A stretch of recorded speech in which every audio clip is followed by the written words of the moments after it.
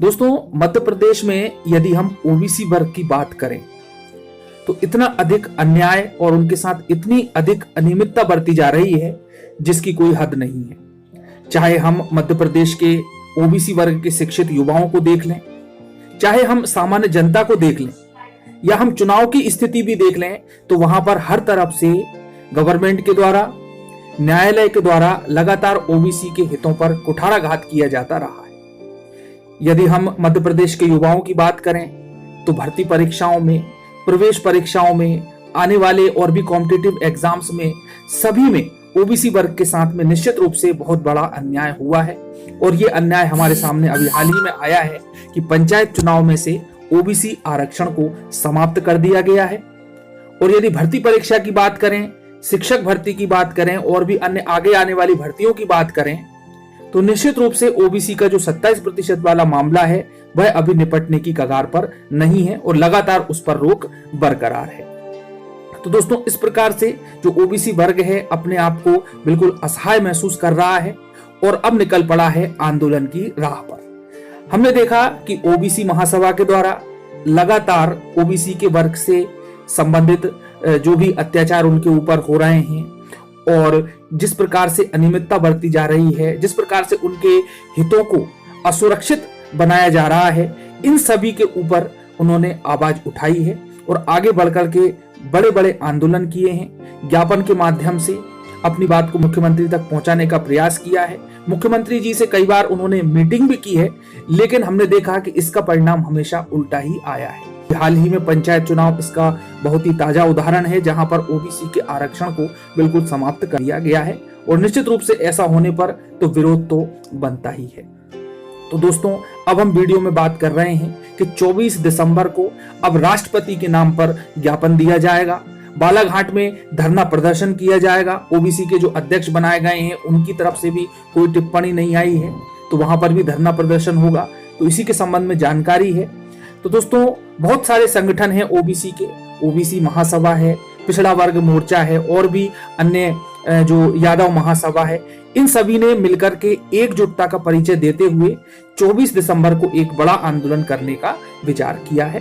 और ये आंदोलन होगा शांतिपूर्ण तरीके से, तहसील प्लेस में, जिले में, संभाग स्तर पर, जहां पर भी अधिकारी रहें या फिर जो मंत्री परिषद के विधायक प्रतिनिधि रहें, सांसद रहें, सभी को ज्ञापन दिया जाएगा। और ये ज्ञापन दिया जाना है हमारे महामहिम राष्ट्रपति जी के नाम पर। तो आइए दोस्तों, जानते हैं कि किस प्रकार से जो विरोध के स्वर मुखर हुए हैं, ओबीसी के साथ जिस प्रकार से कुठाराघात किया जा रहा है, उनके हितों पर जिस प्रकार से उनको एक षड्यंत्र के अंतर्गत आरक्षण को समाप्त किया जा रहा है, तो वो पत्र के माध्यम से भी मैं आप लोगों को बताऊंगा कि लेटर हेड पर किस प्रकार का संदेश प्रसारित किया है ओबीसी महासभा के द्वारा और भी अन्य संगठनों के द्वारा। साथ में ही जो जिला अध्यक्ष रहे हैं अपने अपने संगठन के, तो उन्होंने भी इसके संबंध में अपने क्या विचार दिए हैं। तो चलिए दोस्तों, हम स्टार्ट करते हैं ओबीसी महासभा से ही।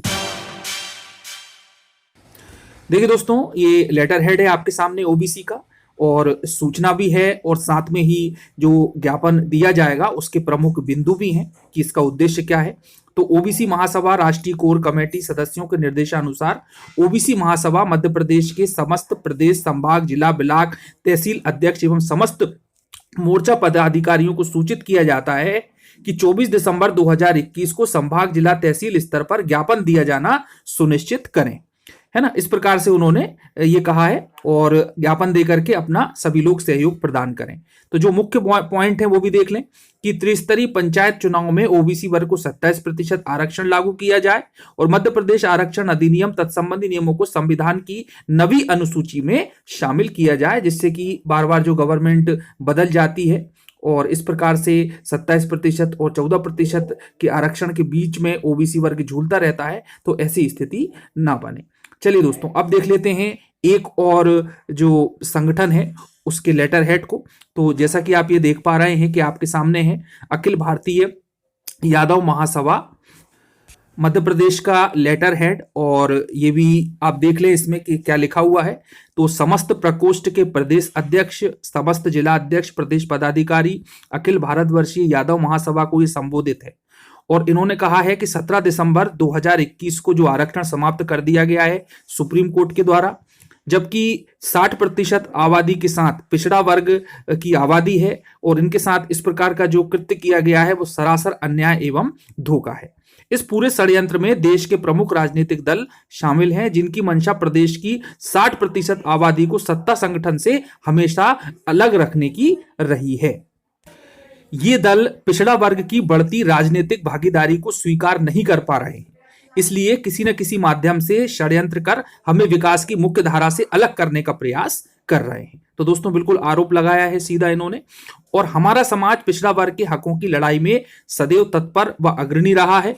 अभी इसी परंपरा का निर्वाह करते हुए इस गंभीर समस्या पर अखिल भारतवर्षीय यादव महासभा के सम्मानीय प्रदेश अध्यक्ष श्री जगदीश यादव जी के निर्देशानुसार महासभा के समस्त इकाइयों के प्रदेश अध्यक्ष, समस्त प्रदेश पदाधिकारी एवं समस्त जिला अध्यक्ष अपने अपने ब्लॉक, तहसील व जिला स्तर पर दलित व पिछड़ा वर्ग के भाइयों के साथ संयुक्त रूप से भारी संख्या में एकत्रित होकर देश के राष्ट्रपति के नाम, तो देखिए दोस्तों, प्रेसिडेंट के नाम पर ज्ञापन दिया जाना है।